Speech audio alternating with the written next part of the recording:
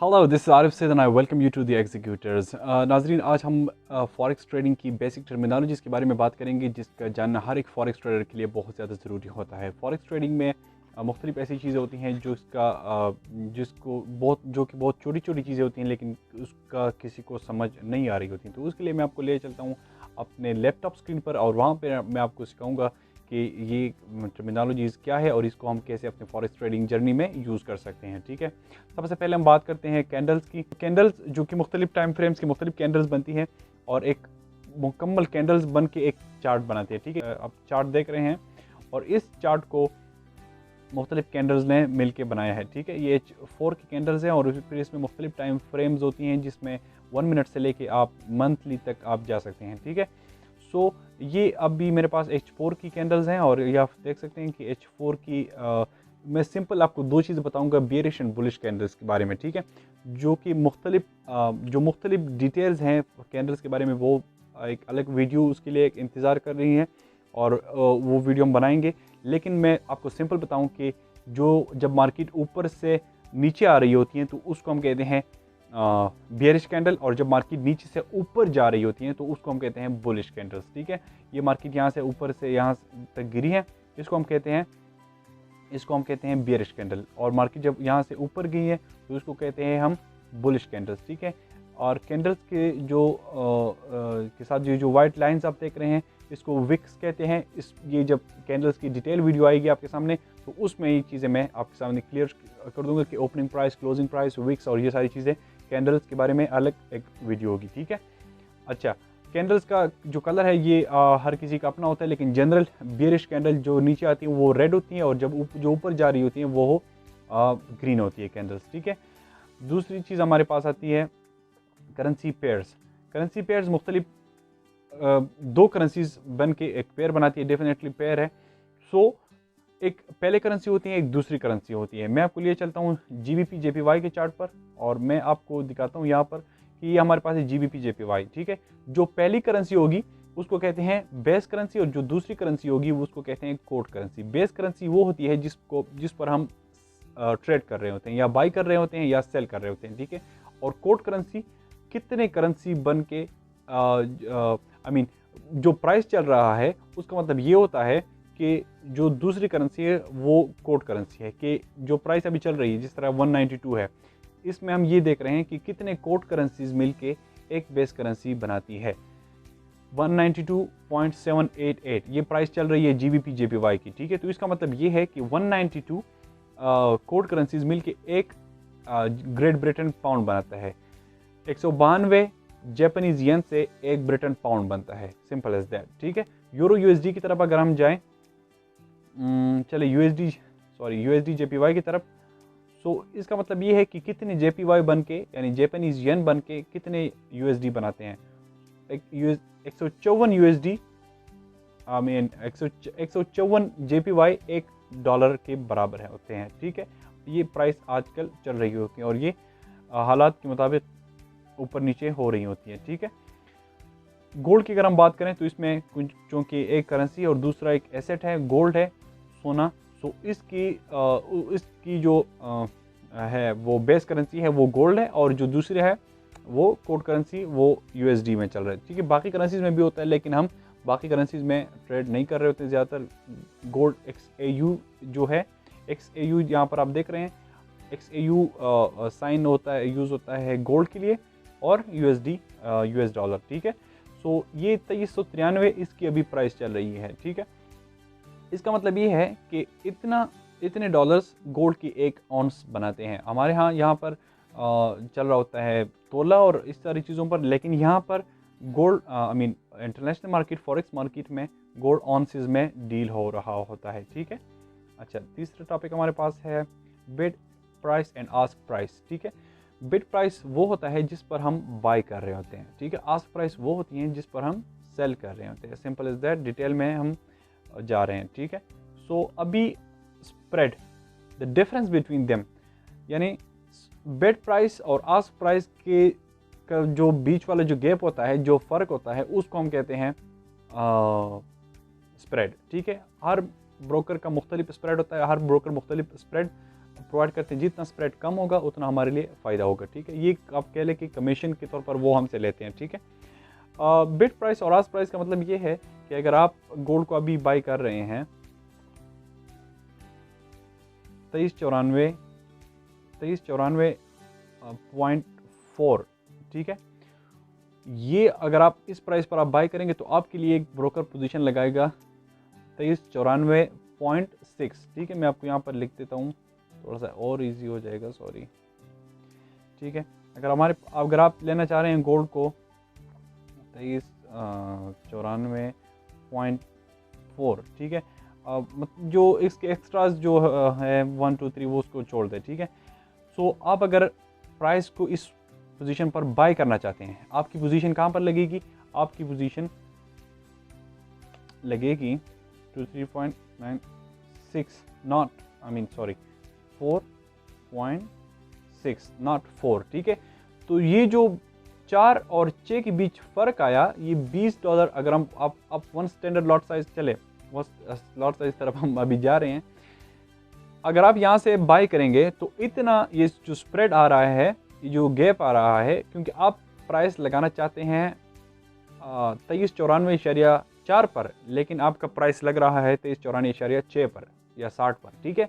क्यों? ये जो 20 पिप्स का, या मिनी पिप्स तो नहीं कह सकते, लेकिन ये जो गैप आ रहा है ये स्प्रेड कहलाता है, ठीक है। ये आपका एक आस्क प्राइस है और एक बिड प्राइस है।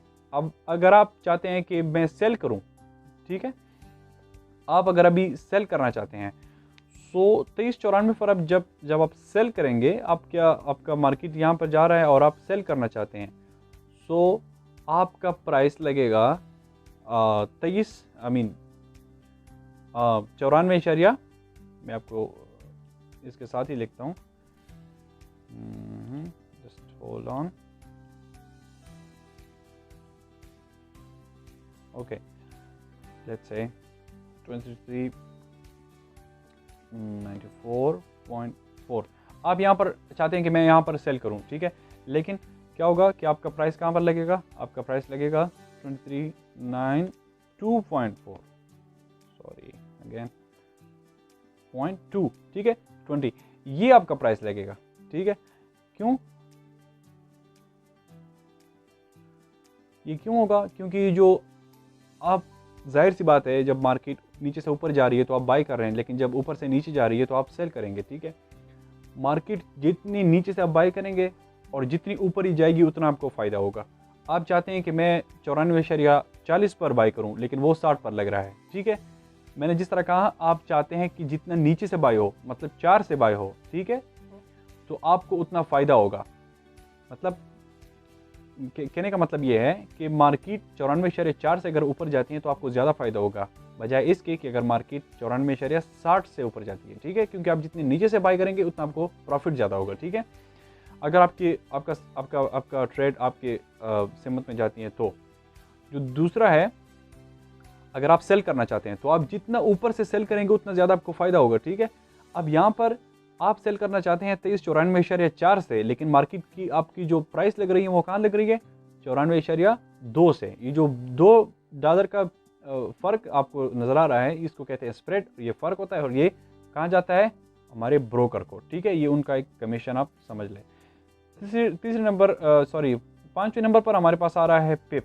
पिप क्या होता है? पिप एक लोएस्ट प्राइस या अमाउंट कह लें कि जहाँ पर मार्केट को हम जिससे हम मार्केट को मेजर कर सकते हैं कि मार्केट कितनी ऊपर या नीचे गई हैं, ठीक है।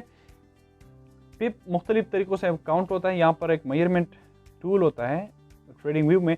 ट्रेडिंग व्यू में एक इंशाल्लाह एक डिटेल वीडियो, इस पूरे वेबसाइट से, चार्ट से, सारे पैटर्न जिस तरह आप ये सारे देख रहे हैं स्क्रीन पर, ये सारी चीज़ें इंशाल्लाह डिटेल से इस पर वीडियो बनेगी। ओके, थोड़ा सा मैं इस टूल की बात करूँ। यहाँ से मार्केट ऊपर गई है, ठीक है, यहाँ तक। ये छोटा सा कैंडल हम यूज़ कर लेते हैं, ठीक है। ये मार्केट गई है 23 से लेके 23.61 तक, ठीक है। तकरीबन ये कह लें कि आप $37 की मूव है, ठीक है, $37 की मूव है। और इसे हम कहते हैं कि ये 3000 पिप्स इसकी मूवमेंट है, ठीक है। तो इसको कहते हैं पिप्स। अब किसी करेंसी की तरफ अगर हम जाएं, सो करेंसी में ये मुख्तलिफ होता है, ठीक है। बस अभी एक JBP JPY है, इसको हम देखते हैं। मैं इसको रिमूव करूँ, ओके। सो इसको अगर हम काउंट करते हैं इस वाली कैंडल को कि कितनी मूवमेंट इसने की, ऊपर कितनी गई है, तो ये हमारे पास है 7 पिप्स इसकी 80 पिप्स सॉरी इसकी मूवमेंट हो गई है, ठीक है। 190.02 से लेके 190.786 तक जब मार्केट ऊपर गई है तो ये 76 पिप्स की मूवमेंट है, ठीक हो गया। और हम ये कह सकते हैं किसी और चले मैं आपको यहाँ पर यूरो USD का एग्जांपल देता हूँ जो कि ज़्यादातर इजीली आपको समझ आ जाएगा।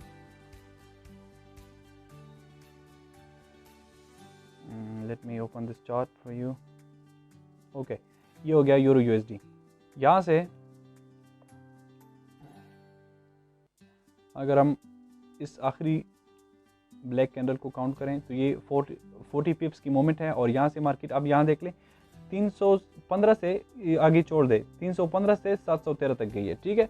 सो ये यहाँ से हम पिप्स में मतलब हम कह सकते हैं कि $40 अब हमारी पिप्स की मोमेंट है और इसको कहते हैं पिप्स, सिंपल, क्योंकि ये जो लोवेस्ट प्राइस है, अमाउंट है, और इससे हम अपने ट्रेड को मेजर करते हैं कि हमारी ट्रेड कितनी पिप्स ऊपर या नीचे गई है, ठीक है। अच्छा, उसके बाद आता है लॉट साइज। लॉट साइज ये होता है कि आपके पास कितना अकाउंट है, आप कितना उस पर कितने अमाउंट की आप किसी चीज़ को बाय या सेल करना चाहते हैं, ठीक है। अगर आपके पास $100 का अकाउंट है तो आप उस पर 0.01 स्टैंडर्ड लॉट 0.01 लॉट यूज़ करेंगे, ठीक है। स्टैंडर्ड लॉट होता है 1000 पॉइंट्स का, यूनिट्स का, ठीक है। उससे नीचे अब आते हैं तो 0.10, 0.90, 0.80 और 0.10 तक जब आते हैं आप, उसके नीचे 0.09, 0.8, 0.1, यानी कम से कम जो है वो है 0.01, और ऊपर आप जितना चाहे आप जा सकते हैं, depends on your account and your capital, okay. उसके बाद ये लॉट साइज डेफिनेटली जब आपके पास छोटा अकाउंट होगा तो आप उस पर छोटा लॉट साइज यूज़ करेंगे, जब आपके पास बड़ा अकाउंट होगा तो आप उस पर बड़ा लॉट साइज यूज़ करेंगे, ऑलराइट, ओके। सो उसके बाद आ जाता है फिर लेवरेज, ठीक है। लेवरेज हमारे पास क्या होता है? लेवरेज एक ऐसी चीज़ है जिस तरह के आप किसी जगह पर आपके पास पर इसके अकाउंट में $100 है, ठीक है, और आप ट्रेड करना चाहते हैं, बहुत बड़ी ट्रेड आप लेना चाहते हैं। सो फॉरेक्स ट्रेडिंग में ब्रोकर्स हमें लेवरेज प्रोवाइड करते हैं, ठीक है। उससे हमें ये होता है कि हम छोटे अकाउंट के साथ बड़े ट्रेड्स उठा सकते हैं। उसका फ़ायदा तो ये होगा कि आप छोटे अकाउंट पर बड़े ट्रेड्स करें, लेकिन नुकसान ये होता है कि अगर आपको लॉस भी होगा तो आपको लॉस भी बहुत बड़ा करना पड़ सकता है। रिस्क मैनेजमेंट से फिर हम उसे कंट्रोल कर सकते हैं, अपने रिस्क को मैनेज करके, अपने लॉट साइज़ को मैनेज करके हम अपने रिस्क को मैनेज कर सकते हैं, ठीक है। तो लेवरेज में ये होता है कि आपको 1:100 से लेकर 1:2000 तक मिल जाता है, ठीक है। कुछ ब्रोकर्स ऐसे होते हैं जो कि बहुत ज़्यादा लेवरेज प्रोवाइड करते हैं, कुछ ब्रोकर्स होते हैं जो कि लिमिटेड लेवरेज प्रोवाइड करते हैं, ठीक है। उनको फ़ायदा इस चीज़ का होता है कि आप अगर ज़्यादा ट्रेड आप मतलब आपके पास ज़्यादा लेवरेज होगा, आप बड़ा ट्रेड करेंगे तो उसको अगर आप उस पर आप फ़ायदा करते हैं तो भी उसको बड़ा कमीशन मिलता है, अगर लॉस करते हैं तो भी आपका पैसा उधर चला जाता है, ठीक है। लेवरेज के साथ ही आ जाता है मार्जिन। मार्जिन क्या है? लेवरेज जब आपको प्रोवाइड किया जाता है ब्रोकर की तरफ से तो आपसे जो आपके ब्रोकर्स होते हैं, ब्रोकर आपसे कुछ ना कुछ डिपॉजिट मांग रहे होते हैं, ठीक है, कि आप कुछ ना कुछ पैसे डिपॉजिट करें तो उस पर हम आपको इतना लेवरेज देंगे, सही हो गया। अब आपके पास फर्ज करें $100 की अकाउंट है, ठीक है, और आपके पास है 1:100 लेवरेज। सो आप ले सकते हैं तकरीबन $10,000 तक आप ख़रीदारी कर सकते हैं, ठीक है। और उसमें आपका अकाउंट वॉश होने का भी बहुत ज़्यादा चांसेस हो सकते हैं। लेवरेज बहुत बड़ा टॉपिक है, ठीक है। लेवरेज और मार्जिन और स्प्रेड, ये चीज़ें जो हैं ये एक वीडियो इंशाल्लाह इन तीनों चीज़ों पर अलग सी बनेगी जो कि डिटेल होगी, और ये मैंने आपको सिर्फ एक सरसरी तौर पर आपको इसका आइडिया दिया है, ठीक है। अब हमारे पास है 9वें नंबर पर long and short positions. Long position जब हम बाय करते हैं उसको लॉन्ग पोजीशन कहते हैं, और जब शॉर्ट पोजीशन जब हम सेल करते हैं किसी जगह से, मार्केट जब नीचे जा रही होती है तो हम उसको सेल कर रहे होते हैं, ठीक है। और जब मार्केट ऊपर जा रही होती है तो उसको हम बाय करते हैं और उसको लॉन्ग पोजीशन कहते हैं, ठीक है। Simple is that. Stop loss and take profit. Stop loss ये है कि जब आप मार्केट में एंटर हो रहे होते हैं तो आपको विन विन सिचुएशन कहीं भी नहीं मिलती, ठीक है, आपको लॉस भी हो सकता है। सो स्टॉप लॉस टर्मिनोलॉजी जो है वो इसलिए यूज़ की जाती है, वो इसलिए आपके काम आती है कि आपको अगर लॉस हो रहा है तो आप एक जगह पर स्टॉप लॉस पुट करके अपने लॉस को कम से कम कर रख सकते हैं और आप अपने ट्रेड से निकल सकते हैं। फॉर एग्जांपल हम एक एग्जांपल लेंगे कि अगर आपके पास $100 अकाउंट है और आपने $10 ट्रेड की ट्रेड ली है, आप ये आपने अपने जहन में ये रखा हुआ है कि मैं अगर $10 प्रॉफिट में होता हूँ तो मैं बंद करूँगा और $10 लॉस में मैं होता हूँ तो मैं बंद करूँगा। तो आप $10 जब आपने बाई किया है और मार्केट सेल आ रही है तो आप $10 लॉस में जा रहे हैं, ठीक है। उस वक्त आप अपना एसएल पुट करते हैं और अब जब आपके एसएल हिट हो जाता है, जब प्राइस आपके एसएल को हिट करती है तो आप मार्केट से आउट हो जाते हैं, ठीक है। इसके साथ साथ ही टेक प्रॉफिट आ जाता है। जब आपका ट्रेड आपकी सीमत में जा रहा हो, आपने उसके लिए एक पोजीशन रखी होती है, आप होल्ड नहीं कर पाते। कुछ ट्रेडर्स होल्ड भी करते हैं, लेकिन ये हर ट्रेड होल्ड नहीं की जा सकती, ठीक है। और एक ख़ास अपने एनालिसिस की बेस पर आप एक ख़ास जगह को अपना टारगेट रखते हैं कि मैं इस जगह पर जब मार्केट आएगी तो मुझे इतना प्रॉफिट होगा और मैं निकल जाऊंगा, ठीक है। सो उसको कहते हैं टेक प्रॉफिट, ठीक है। ये दोनों चीज़ें एक साथ साथ होती हैं। आप जब भी ट्रेड लगाते हैं तो एसएल मस्ट यूज़ करें। एसएल के साथ साथ एसएल का ये है कि आपका अकाउंट वॉश होने से बच जाता है, और आप जब एसएल नहीं यूज़ नहीं करेंगे तो आपका अकाउंट वॉश होने के बहुत ज़्यादा चांसेस होते हैं। क्योंकि अगर आपका $100 का अकाउंट है, आपने उस पर ट्रेड लिया है, मार्केट नीचे आ रही है, आप सोच रहे हैं कि नहीं अभी जाएगी, लेकिन वो नीचे चलती आ रही है और आपका अकाउंट जो आपका मार्जिन है वो ख़त्म हो जाता है और आपका अकाउंट वॉश हो जाता है, ठीक है। सो ये आज का एक शॉर्ट क्लिप शॉर्ट सी एक चीज़ को मैंने शॉर्टली थोड़ा सा आपको आइडिया दिया इसका, और इंशाल्लाह फिर डिटेल वीडियो जब आएगी तो उसमें सारी चीज़ें और आपके सामने क्लियर हो जाएंगी। कैंडल्स पर वीडियो बनेगी और लेवरेज, स्प्रेड एंड मार्जिन, ठीक है।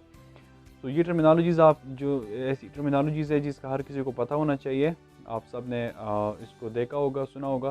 सो आई होप ये वीडियो आपको पसंद आएगी और इंशाल्लाह नेक्स्ट वीडियो में मिलते हैं फिर, और मुख्तलिफ कंटेंट के साथ मुख्तलिफ चीज़ों को आपके सामने मैं एक्सप्लेन करूँगा बड़ी ईजी वे में, जिस तरह आप देख रहे हैं। सो इंशाल्लाह मिलते हैं फिर नेक्स्ट वीडियो में। तब तक के लिए दीजिए इजाज़त। अल्लाह हाफिज़।